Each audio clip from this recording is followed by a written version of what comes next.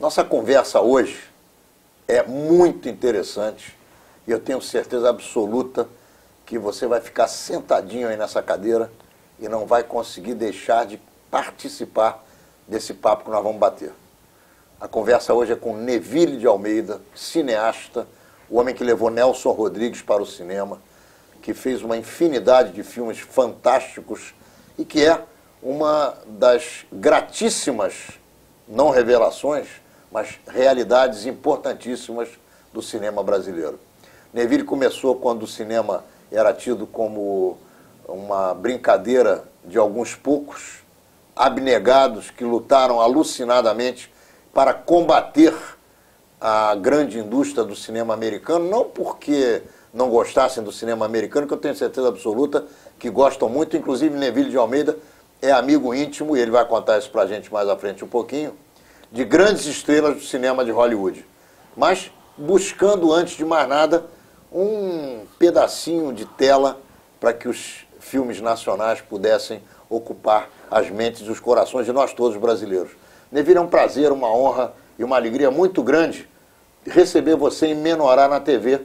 É também uma satisfação, um prazer. O prazer é meu, eu estou feliz de estar aqui com você, estou feliz de estar aqui com vocês, estou feliz aqui de participar do Menorá, não é? Menorá na TV entrando no ar mais uma vez.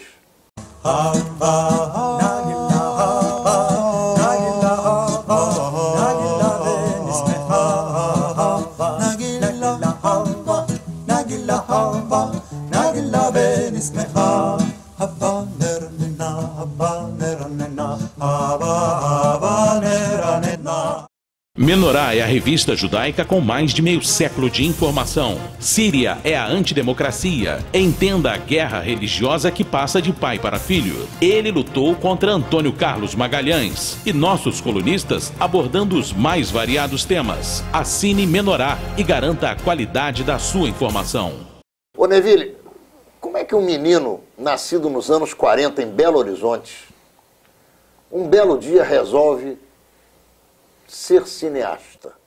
O que é que te levou a isso? Quais foram os passos que você deu até chegar ao teu primeiro filme? E como você se sente como uma das personalidades mais importantes do cinema brasileiro? A pergunta é muito boa. O que pode levar um menino no meio dos anos 40, não é? Eu nasci em 41, a querer fazer cinema em Minas Gerais, Belo Horizonte? É praticamente impossível essa ideia. Mas eu vou resumir aqui. Eu estava viajando com a minha família de carro, meu pai, minha mãe, meu irmão, minha irmã, e paramos no princípio da noite em Volta Redonda, Barra Mansa, e tinha um cinema. Paramos em frente a esse cinema, eu nunca tinha visto o cinema, eu tinha 6 anos de idade, e um irmão do meu pai tinha uma bombonière na frente do cinema, e por isso paramos lá. E eu falei, mas o que é cinema? Meu pai falou, vai lá e olha.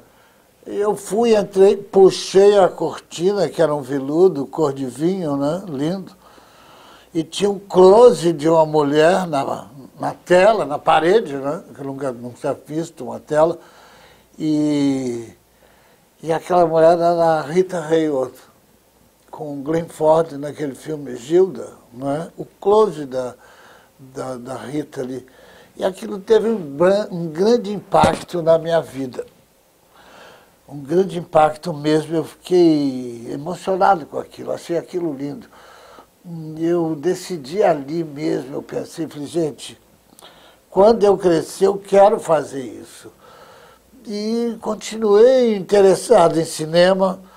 Comecei a ler crítica de cinema em jornal aos 14 anos de idade.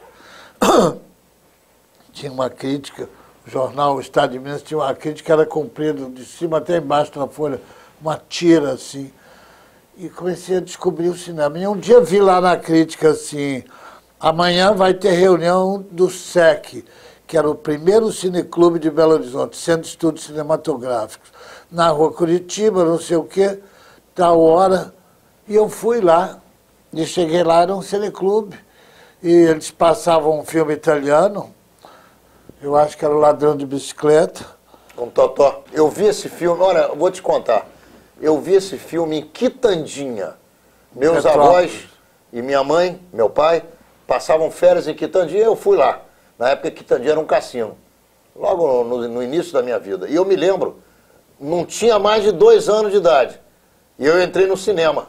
E agora você me lembrou alguma coisa que eu jamais, na minha vida, tinha me lembrado. Eu sabia que o filme se chamava Os Ladrões de Bicicleta.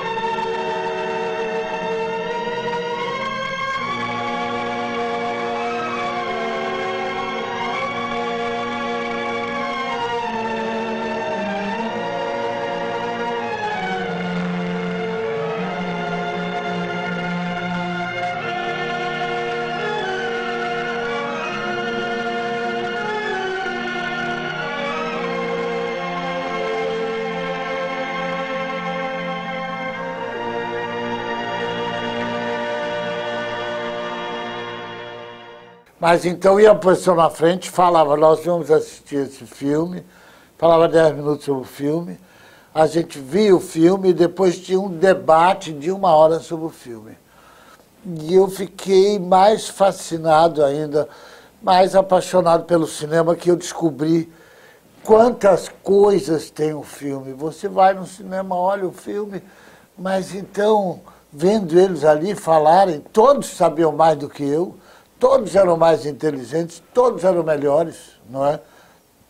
E eu entendi que o cinema tem direção, fotografia, música, montagem, cenografia, figurino, roteiro, argumento, história, e laboratório, revelação, copiagem, cópia. Olha, eu fiquei totalmente fascinado. Quantos cidadãos, depois você vai voltar para completar a tua resposta, quantos cidadãos um filme médio emprega? É um filme médio, deve empregar uns 40, 50 pessoas, diretas e indiretamente, mas 100 pessoas. Disse um filme médio, né? Para fazer letreiro, para fazer cartaz, para fazer desenho, para fazer arte, para fazer promoção, lançamento, distribuição, exibição. Na verdade, até muito mais. Então, dessa forma, eu ali, menino, caipira, em Belo Horizonte, me apaixonei pelo cinema. E falei com meu pai, eu quero fazer cinema. Mas ele falou assim, é impossível, isso não se faz aqui. Mas tem uma coisa, para fazer cinema, tem que ter muita cultura. Eu falei, mas por quê? Ele falou assim, não, para fazer cinema você tem que entender de lei, de arte, de história, de geografia, de antropologia, de literatura. É dificílimo fazer cinema. E eu então comecei a me esforçar para tentar aprender as coisas. Foi lindo, sabe? Como é que você começou efetivamente? Eu comecei... Quem foi o teu primeiro gancho?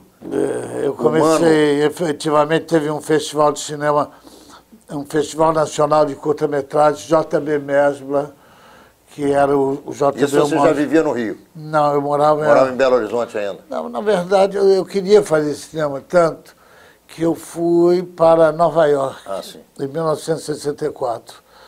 Fui para estudar cinema e trabalhar, não é? Trabalhar e estudar. E você mesmo pagava teu estudo? Tudo.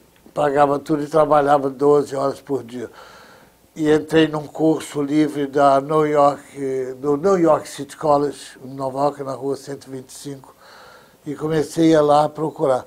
Mas eu, quando cheguei nos Estados Unidos e entrei no curso de cinema, eu descobri que lá em Belo Horizonte eu tinha aprendido tudo. Porque lá a gente via Bergman, a gente via Eisenstein, a gente via todo o cinema russo, o cinema polonês, o cinema tcheco, cinema húngaro, cinema japonês, cinema francês, cinema italiano, cinema espanhol, cinema americano, claro, e cinema brasileiro. Quando eu cheguei nos Estados Unidos, só tinha filme americano. E Godard, de Eisenstein, e Buñuel, não é? E, enfim, eu tive muita dificuldade nessa escola lá. Mas a ideia de fazer o cinema... Então, passei 2 anos em Nova York, voltei ao Brasil para passar férias, tinha esse concurso, o JB Mesbla, chamei uns amigos meus em Belo Horizonte e fizemos um curta com um título bíblico chamado O Bem-Aventurado, um curta-metragem. E mandamos para o festival, vim ao Rio, foi selecionado e ganhamos um pequeno prêmio de trilha sonora, mas já foi muito estimulante, foi muito bom. Mas eu não consegui nada aqui no cinema e voltei para Nova York para trabalhar mais 2 anos. Eu trabalhei 4 anos em Nova York, trabalhei em vários lugares, mas principalmente como garçom. Como garçom eu aprendi muito. Como garçom eu aprendi a conhecer a vida, aprendi a conhecer as pessoas e se tornou uma coisa maravilhosa na minha carreira de cineasta, porque o restaurante, on the floor, né, vamos para o floor, você chegava lá e você via numa mesa um casal começando um namoro, na outra mesa um casal acabando uma relação, na outra mesa pais e filhos discutindo, na outra mesa homens de negócio tramando coisas, na outra mesa pessoas buscando soluções profissionais com problemas financeiros. Então você ia, a cada mesa, o garçom e a testemunha muda, e quieto, vendo tudo aquilo. E cada dia era um espetáculo, era como se fosse um palco de teatro. E eu tinha consciência disso. Primeiro eu falava, eu não sou garçom, eu sou um cineasta, um intelectual brasileiro. Depois eu falei assim, não, eu tenho que ser um bom garçom para depois ser cineasta. E hoje, quando eu trabalho nos filmes, dirigindo as pessoas, cada coisa que eu vi nos restaurantes me impressionava muito. Eu adorava trabalhar em restaurante. Eu ia feliz para cada trabalho. E eu fiz também, antes de ir para Nova York, um curso de teatro em Minas Gerais, um curso de formação de atores com 12 matérias. Então tinha interpretação, improvisação, história da arte, história do teatro, dicção, impostação de voz, impostação corporal, balé.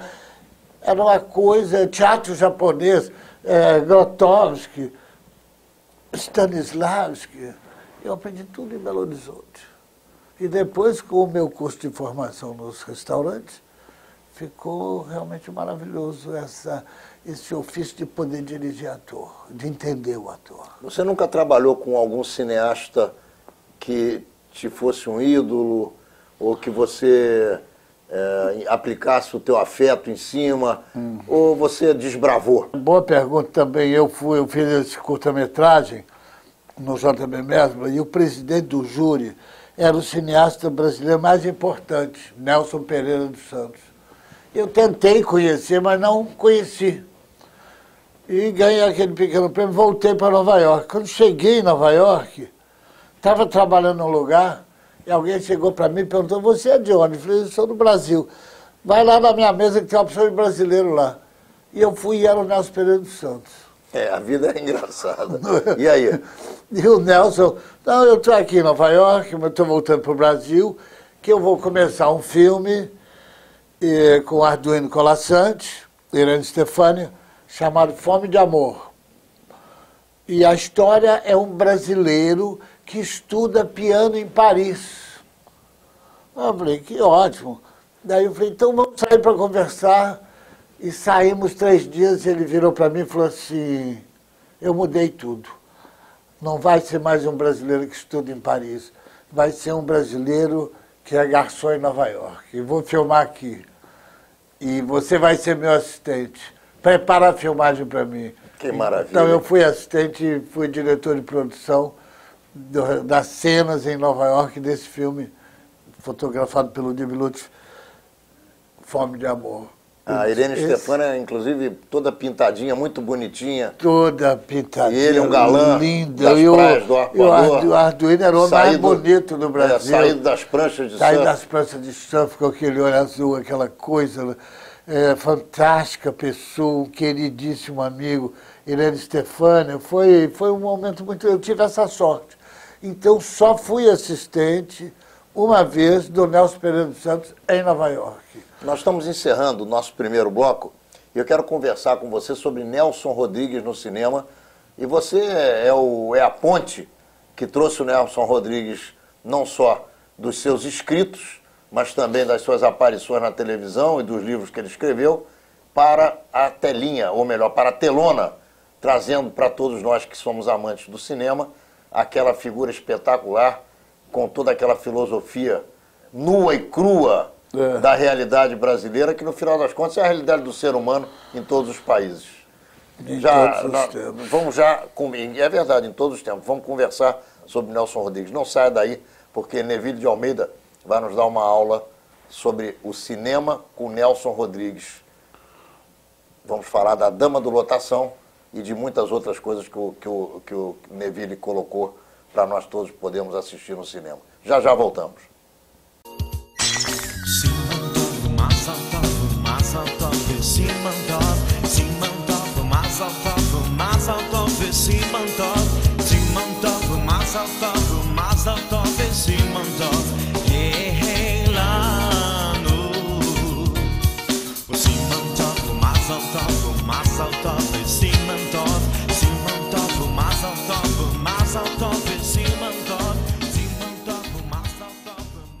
Menorá é a revista judaica com mais de meio século de informação. Síria é a antidemocracia. Entenda a guerra religiosa que passa de pai para filho. Ele lutou contra Antônio Carlos Magalhães. E nossos colunistas abordando os mais variados temas. Assine Menorá e garanta a qualidade da sua informação.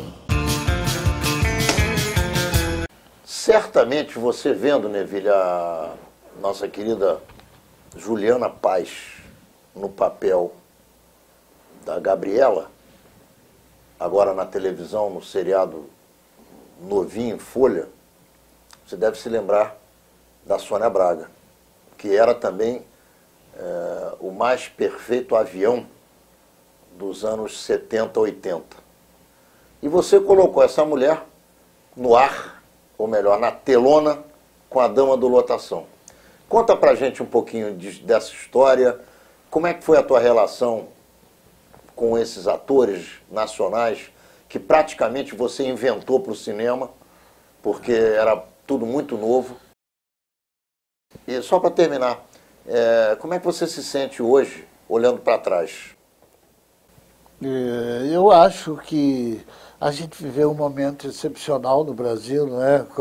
Respondendo pelo final, não é? Eu comecei a fazer cinema. Esse primeiro curta-metragem foi em 67. Em 68 veio o Ato Institucional número 5. O meu primeiro longa foi em 67 e o curta-metragem foi em 66. Então, fazer cinema naquele momento político, dentro de uma ditadura militar, onde tudo era proibido, não é? Todas as coisas realmente proibidas, todas as coisas que um artista, principalmente um artista jovem no princípio da carreira, que quer mostrar uma porção de coisa, que tem uma porção de ideias, que acha que pode mostrar, dizer, expressar com liberdade, né? Então a gente viveu esse momento dificílimo mesmo. Os meus primeiros filmes foram proibidos, interditados e jamais exibidos. Esse primeiro filme, o longa-metragem com o argumento de Jorge Maltner, Jardim de Guerra, foi proibido, interditado e jamais exibido num cinema. Está se passando na televisão agora, no Canal Brasil. Então, foi muito difícil o princípio, mas eu achava que aquilo que era muito importante continuar livre. E as pessoas falaram assim, não, a gente não pode fazer isso, não dá para fazer isso, não, mas eu sou jovem, estou aqui, e o meu momento é agora. A ditadura passa, mas o cinema fica, não é? As ideias ficam, o trabalho fica. E eu vou continuar lutando por esse cinema de liberdade. Para mim, a coisa mais importante do cinema é o cinema livre. O cinema é uma arte cativa. O cinema anda dentro de trilhos, independente de ditadura ou não, não é? O cinema é assim, isso pode, isso não pode, isso fica bem, isso não dá certo. A duração tem que ser essa, o tempo do plano tem que ser esse, a montagem tem que ser assim, o roteiro tem que ser assim, princípio, meio e fim. Enfim, o cinema é preso a uma porção de coisas, a regras comerciais, regras sociais e regras morais. Mas a arte é atemporal. A arte não pode ser temporal, você vê? Então, essa coisa dessa prisão que o cinema era, desse moralismo, dessa censura, desses bloqueios, de tudo isso, contradizem com a história da arte. Porque a música é livre. Você, como músico, toca a música que você quiser. A pintura é livre. Você, como pintor, pinta o que você quiser. Temos exemplos de 200, 500 mil anos atrás de liberdade na pintura. A pintura, a literatura, a música, o desenho, a arquitetura, tudo isso é livre. São artes livres, onde as pessoas podem se expressar da forma que quiser. A literatura é a mesma coisa. E o cinema, que é também chamado de arte, né, a sétima arte, esse não. O teatro também é livre. E no teatro as pessoas podiam fazer tudo. Tivemos exemplos aí na ditadura, grupos de teatro perseguidos, coisas incríveis, mas a liberdade que o teatro apresentava me fascinava. E eu pensava, por que essa liberdade que o teatro tem não tem no cinema? Por que essa liberdade que o Nelson Rodrigues tem na dramaturgia não tem correspondente no cinema? E eu, menino, li A Última Hora, do Samuel Weiner, nosso grande Samuel Weiner, e o Nelson Rodrigues era da Última Hora, depois ele foi para o Globo. E A Vida Como Ela É saía numa tirinha embaixo na Última Hora. E eu li A Dama de Lotação e eu achei aquilo tão extraordinário, que era sobre o desejo da mulher. Numa época do moralismo total, que a mulher não podia exercer o menor desejo. Eu fiz uma visão geral do cinema brasileiro e vi que não tinha nenhum personagem feminino ativo. O personagem da mulher ser passivo. Você vem comigo, você faz isso. Enfim, essa dominação da mulher é uma coisa muito grande, não é? Essa dominação total que a gente via, essa opressão. Daí eu fiquei muito interessado na Dama de Lotação, desde 10 anos antes de eu fazer o filme, 15 anos antes. Procurei o Nelson Rodrigues no Rio, liguei para ele, tremi as pernas para falar com o Nelson, e ele falou, vem aqui conversar comigo. Eu fui lá, e ele falou assim, você já fez algum filme? Eu falei, já, está proibido. E depois, eu falei, está proibido. Vem cá. Você tem dinheiro para pagar um modesto escritor? O Nelson me falou. Eu falei, não, eu dou uma percentagem. Ele falou assim, nunca, não faça isso, porque me chamaram para ser sócio de um filme baseado numa coisa minha aqui, e eu assinei umas duplicatas, notas promissórias, e perdi tudo. O filme não deu nada. E até hoje estou me cobrando, os cobradores ficam batendo na porta, querendo tomar até o meu liquidificador. E eu falei, então quero te pedir para guardar a Dama de Lotação para mim, porque eu não tenho dinheiro, mas eu vou arrumar esse dinheiro e nós vamos fazer esse filme. E vai dar certo. E passaram 7 anos. E ele guardou. Ele foi muito digno. E ele falou, arranja um dinheiro qualquer e me dá e faz o que você quiser. Aí eu consegui finalmente um dinheiro para comprar os direitos. Comprei os direitos e falei assim, Nelson, você não pode pegar e vender os direitos, você tem que ter percentagem. Eu não quero saber disso. Falei, não, dessa vez vai dar certo. E realmente o filme se transformou no segundo filme mais visto da história do cinema brasileiro, e aquela modesta percentagem que o Nelson teve no filme rendeu mais do que todos os livros, todas as peças e todos os filmes que ele já tinha feito antes. A Dama da Lotação, a gente pode ter essa alegria de ver todo mundo foi bem ali.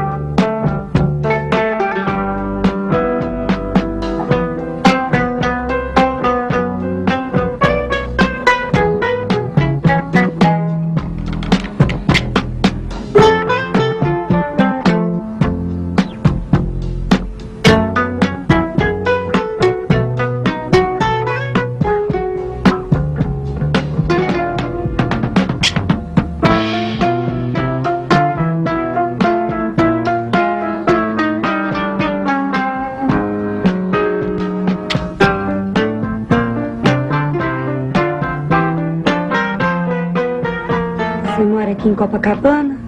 É, tô por aí em trânsito, já não tempo. Deu pra entender? Como é, tá afim de dar uma encarada? Hã?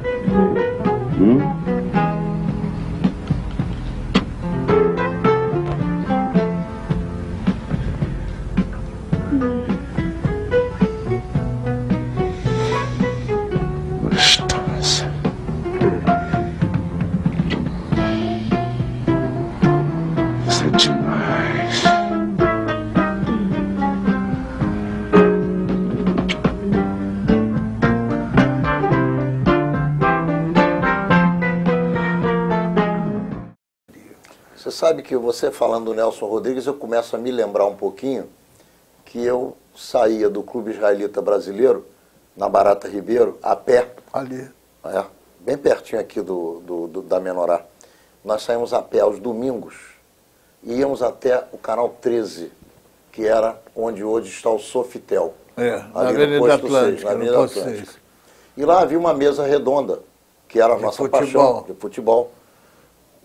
José Maria Escassa, que era rubro-negro doente, Nelson Rodrigues tricolor, o botafoguense João Saldanha, e acompanhado do Luiz Mendes, outro botafoguense, que era o comandante da mesa. Chamava Resenha Esportiva Facite. Isso aí. Ficava na máquina de escrever. Era o camarada, era o Gunnar Goransson, que era o dono da Facite, ou representante, era uma empresa sueca no Brasil. E o Gunnar Goransson era diretor de futebol do Flamengo, na época, o vice-presidente, alguma coisa assim. Você está falando do Nelson Rodrigues, eu estou vendo o Nelson Rodrigues na minha frente falando essas coisas para você, que perdeu tudo, até o liquidificador e coisa e tal. Eu pergunto a você,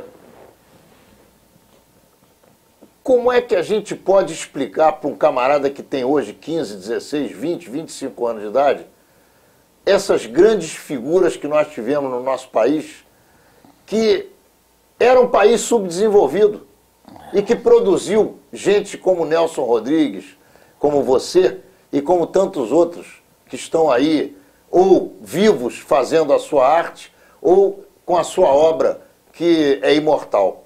Como é que você explica isso? Eu acho que essas pessoas que você falou, esses jovens que estão aí, se eles olharem bem atentamente, o Brasil continua cheio de gênios maravilhosos, cheio de grandes exemplos, não é? Exemplos realmente maravilhosos de dedicação e de trabalho e de grandes artistas. Eu vejo hoje mesmo o João Baldo Ribeiro, é um artista maravilhoso. Então eu penso que essas coisas, essas pessoas continuam aí. Os novos Nelson Rodrigues, depois do Nelson Rodrigues veio o Plínio Marcos, grande escritor, grande dramaturgo, totalmente original. Como eu falava com o Nelson, Nelson, você só tem um defeito, escreve em português. Porque se ele escrevesse em inglês, estava ganhando todos os prêmios, seria uma personalidade cultuada no mundo inteiro, não é isso? Mataram uma gata prenha no colégio e eles acusam a Silene. Não! Ainda por cima expulsaram a Silene. Seu filho maluco! Senhora, eu vi. As crianças... Eu também viu, mas acontece que nós aqui só acreditamos no que diz a Silene. Não é, gorda? Vem cá, minha filha. Vem cá. Vem cá. Minha filha. Olha bem pra cara dele e diz: foi você? É mentira, é mentira! Há testemunhas, Silene, há testemunhas. Foi você. Você jura que não foi você? Eu juro. Que cretino. Basta! O senhor mentiu, Dr. Portela. O senhor é um mentiroso! Eu não menti, juro! Mentiu, sim, senhor, mentiu! Eu não menti, eu juro que não menti. Eu juro que não menti. Então vamos cobrir ele! Não, quieto todo mundo! O senhor está vendo isso aqui? É o meu punhal de prata. Se o senhor fizer ou disser qualquer coisa, lhe furo a barriga, seu canalha! Pelo amor de Deus, não faça isso! Não faça! Se você falasse de qualquer outra, eu não diria nada. Agora mesmo, se você ou o senhor xingar, chamar de vagabunda qualquer uma dessas aqui, ou até mesmo a gorda, eu lavo as mãos. Mas você insultou quem não podia insultar. Não, você não pode entender a pureza de Silene. Ou você pensa que a minha filha é como a sua mulher? Não se mexe não que eu te furo, hein? A sua mulher usa vestido colante. Vê-se a marca da calcinha no vestido da sua mulher. A minha filha não. A minha filha quase não tem quadris, nem seios. Os peitinhos só agora que estão aparecendo. Silene é pura por nós. Então, da mesma forma, ainda acontece hoje, sabe? Hoje eu vejo que existem pessoas maravilhosas, grandes pensadores da cultura brasileira moderna e que não estão ocupando os espaços que poderiam ocupar. Eu vejo mesmo até o próprio Ronaldo Gomlewski ocupando um espaço enorme dentro da cultura brasileira, buscando com força, com entusiasmo, com vontade, fazendo da sua vida uma coisa permanente, não uma revolução permanente, esse movimento de viajar o mundo inteiro, buscando informação, identificando culturas, acrescentando coisas, abrindo caminhos. Nós estamos assim, nós somos assim. Eu vejo que as coisas, as pessoas que não sabem falar são as que mais falam. As pessoas que não têm nenhuma ideia para dizer são as que ocupam mais espaço na mídia. Eu vejo, então, que é preciso uma certa reformulação, porque essa glamorização da mediocridade é um mal nacional e que está em ascensão, porque a ideia de se vender tudo, de se vender programa, de se vender música, de se vender não sei o quê, leva a isso de poder apostar mais em quem não tem nada para dizer. Eu vejo, por exemplo, as pessoas da música popular brasileira hoje, não da MPB, mas da música popular brasileira, principalmente da música sertaneja, dessas pessoas que vendem milhões de discos. A única coisa que um artista desse sabe falar é o meu próximo trabalho, é a quantidade de discos que eu vendi, é a quantidade de show que eu fiz, é o show que eu vou fazer semana que vem, é o show que eu vou fazer amanhã. Nós temos aí problemas fundamentais acontecendo no nosso país. Nenhuma dessas pessoas é capaz de falar uma vírgula sobre qualquer problema desse. Por exemplo, os sertanejos hoje, nós temos aí um código florestal em discussão no Brasil. Não existe um cantorzinho ou cantora sertaneja que é capaz de dar uma opinião. E se vier dar uma opinião, ainda vai dar uma opinião errada, porque estão manipulados por interesses econômicos, entendeu?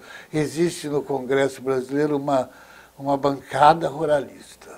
Existe no Congresso brasileiro uma bancada evangélica. E eles exercem um poder enorme. Mas é muito importante dizer que a bancada ruralista não representa o Brasil. Ela representa o poder econômico que vem dessa classe, capaz de manipular a compra de voto. A mesma coisa é a bancada evangélica. A bancada evangélica também não representa o Brasil. Eles não representam o povo brasileiro, o pensamento do povo, mas eles representam um grupo organizado. Eu não tenho nada contra os evangélicos, eu não tenho nada contra os ruralistas, mas o camponês é usado como massa de manobra dessas grandes coisas. E mais, os lugares onde existem as maiores produções, as maiores fazendas, a maior riqueza da agricultura brasileira, são alguns dos lugares mais subdesenvolvidos do Brasil, com esgoto a céu aberto. Então, eu vejo isso, o espaço ocupado por quem não tem nada que falar. Essa é a verdade. Muito bem, encerramos o nosso segundo bloco. Nós vamos conversar com o Neville de Almeida sobre cinema brasileiro e ele vai contar pra gente como é que ele colocou na telona o Navalha na Carne, daquele que na época era uma jovem revelação espetacular que havia saído da televisão e que escrevia fantasticamente bem os dramas brasileiros. Não saia daí que já já voltamos com o Neville de Almeida.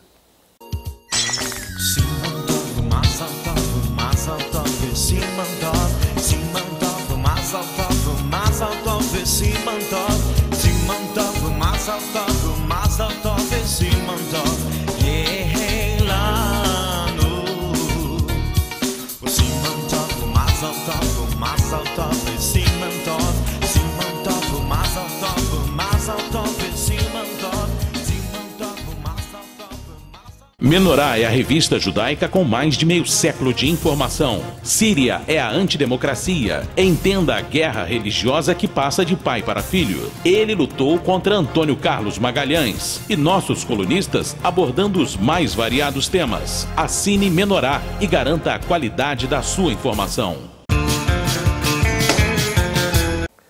Ô Neville, num país onde o sujeito, para poder emplacar uma música numa rádio, ele tem que enfrentar o capital americano.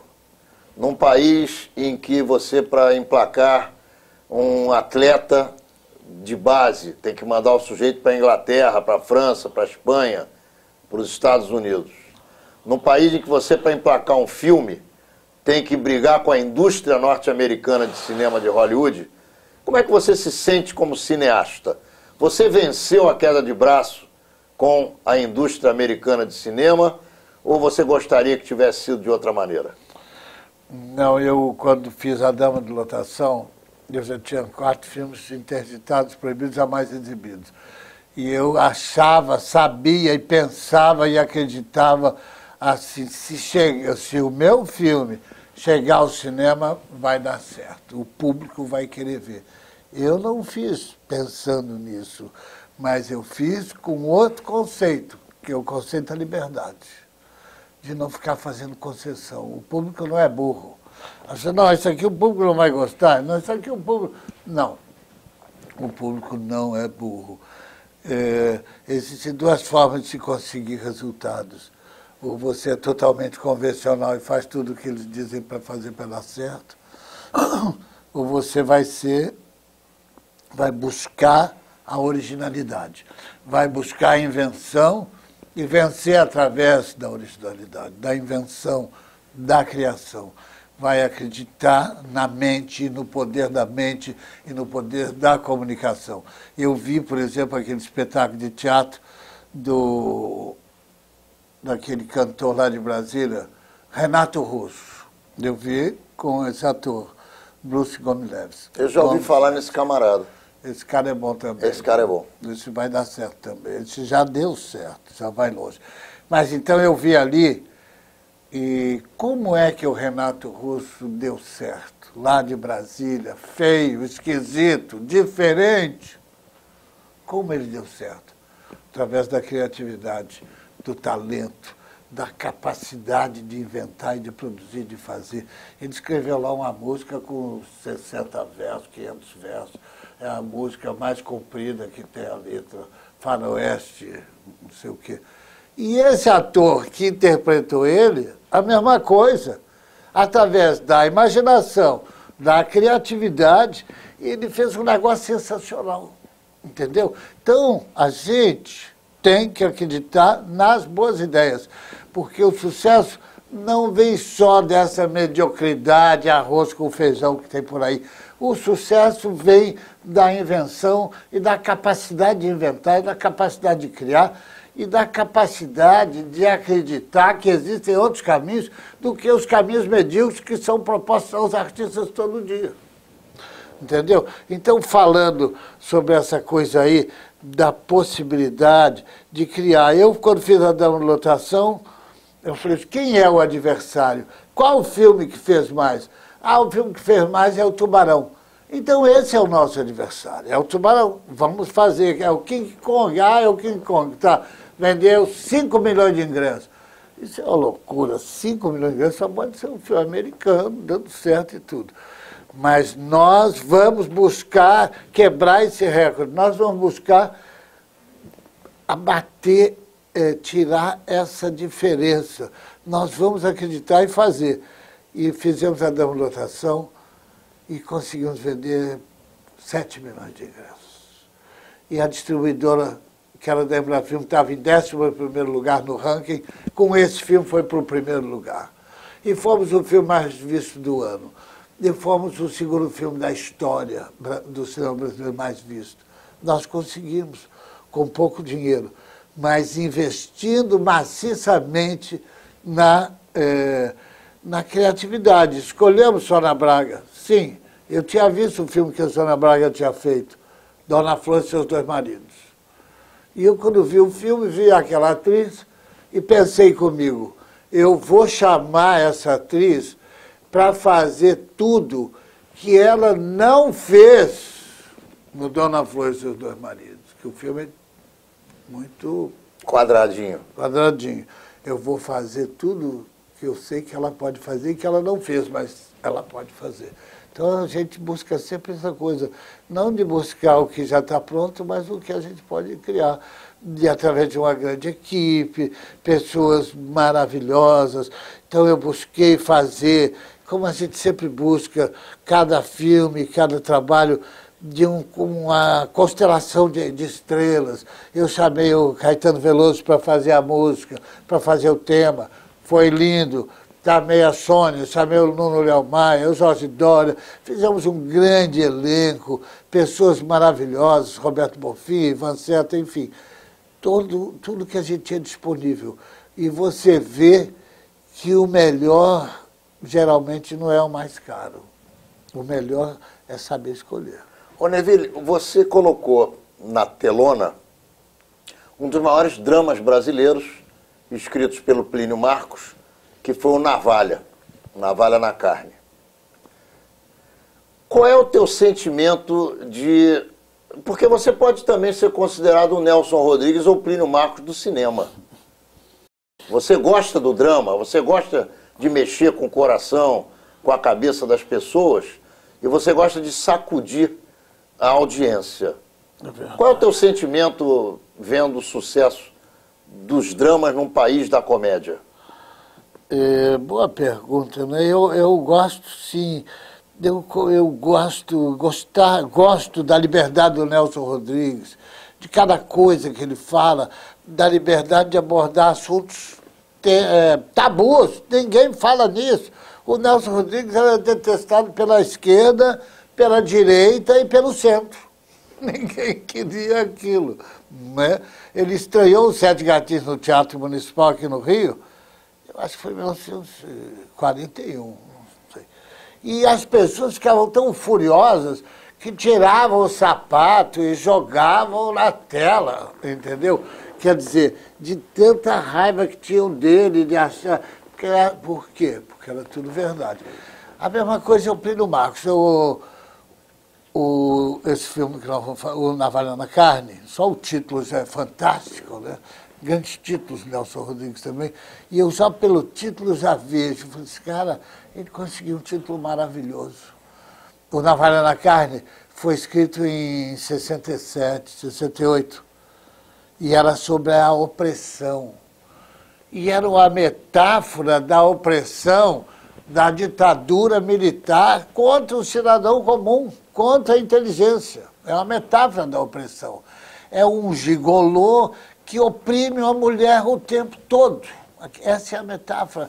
E não existe naquele homem... E entre quatro paredes. E entre quatro paredes. Uma perseguição terrível de ansiedade, de angústia, de humilhação, tortura mental, isso. Não é? Fazendo a mulher passar vergonha. Tudo que deveria ter acontecido numa cela do DOPS, provavelmente. Exatamente. Né? Então, essa coisa, essa metáfora da opressão.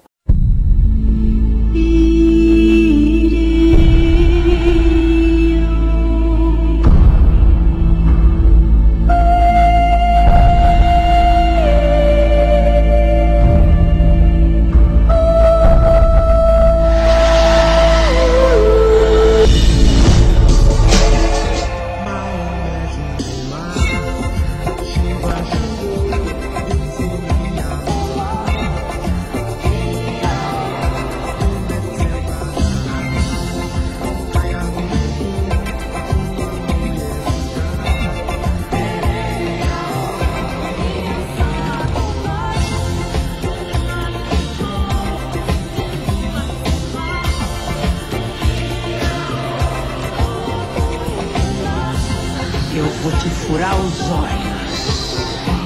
Não, pelo amor de Deus, Deus Sueli, pelo amor de Deus. É melhor você explicar tudo direitinho. É pro teu bem, querida. Você me perdoa, Deus Sueli. Eu não aguentei. Eu entrei no seu quarto. Aí eu peguei o dinheiro e dei pro rapaz no bar.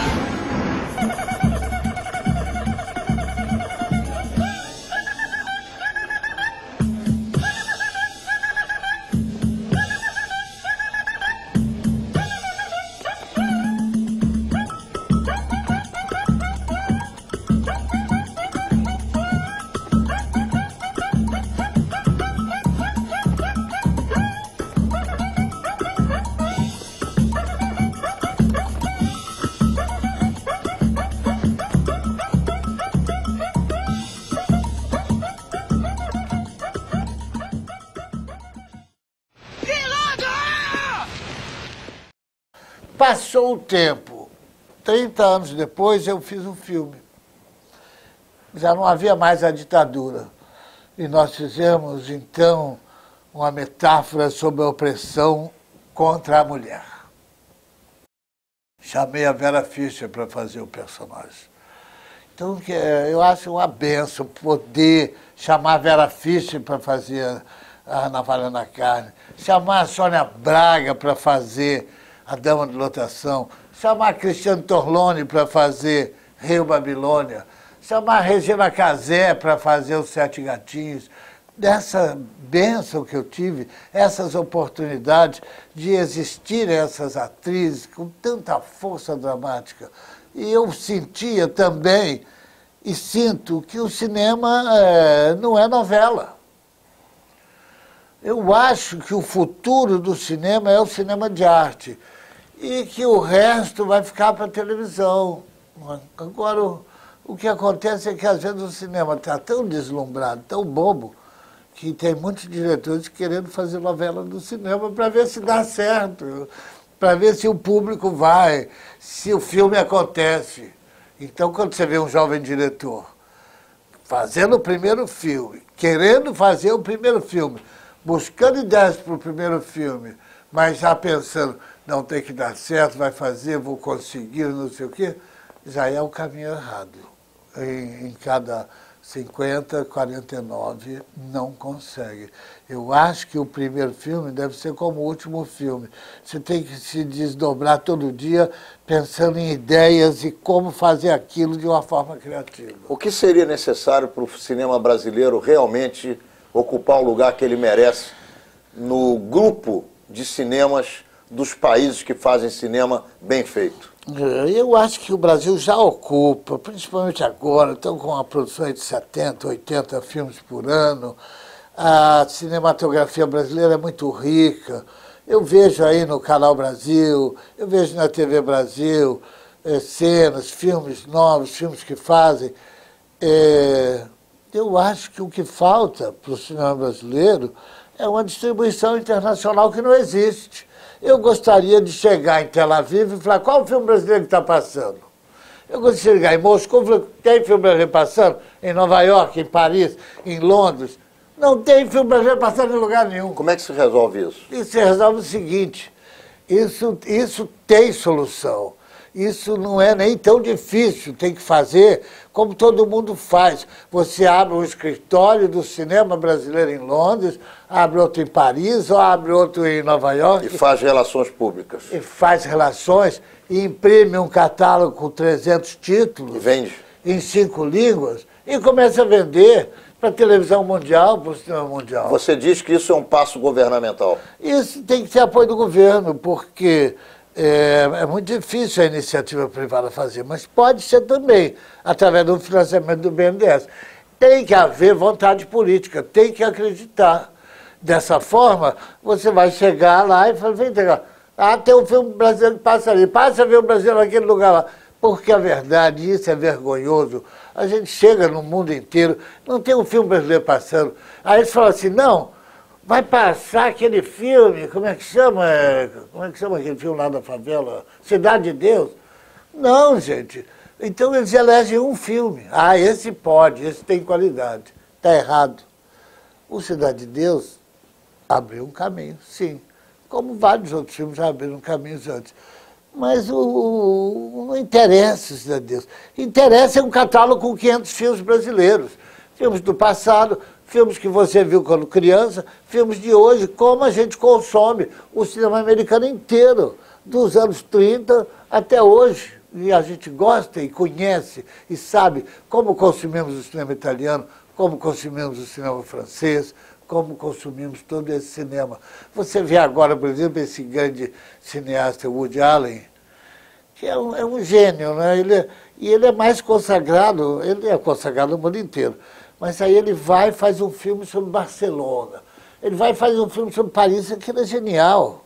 A capacidade que o cinema tem de viajar o mundo, de sair daquele pedacinho ali. Ele não é um cineasta de Manhattan, ele é um cineasta do mundo, capaz de entender, de viver intensamente personagens dentro daqueles outros lugares, dentro daqueles outros países. Eu acho que está faltando para o Woody Allen fazer um filme em Jerusalém e outro no Rio de Janeiro. Ô Neville, foi ótimo conversar contigo. Infelizmente, nosso programa só tem 1 hora de duração. Eu quero te convidar para voltar, porque eu acho que nós temos muita coisa ainda para discutir. Eu queria conversar com você sobre a tua proximidade, ou da proximidade dele contigo, relativa ao De Niro, que não deu tempo. Eu quero oferecer a você as câmeras e os microfones de Menorá na TV, para que você faça suas considerações finais, para que você prometa que você vai voltar ainda no mês que vem, e que, se Deus quiser, a gente possa continuar conversando, e que você se despeça também dos nossos espectadores. Olha, eu quero, a palavra que vem à mente agora é a de agradecimento. Agradecer ao Ronaldo Gomulewski, que me trouxe aqui, e que eu já conheço e admiro há mais de 20, 30 anos, pelo trabalho social que ele faz. Ele é um cara ansioso, um cara intenso, buscando cultura, buscando relação, buscando relacionamento, buscando informação. E isso é a TV Menorá, não é? Eu dou muita importância a esse tipo de programa e esse tipo de televisão, que é a televisão de verdade, que é a televisão do futuro, que não é a televisão para vender margarina, é a televisão para vender a alma, a ideia, para vender o amor, para vender as grandes emoções que a gente vive.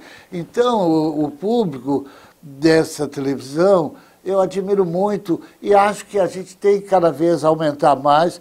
Quero agradecer esse espaço e esse momento que me deram para poder falar um pouquinho e fazer algumas considerações aqui e usar esse tempo que me foi dado para, com muita sinceridade e com o coração aberto, me despedir de vocês todos e ver se eles me aceitam de volta no mês que vem. Não é isso?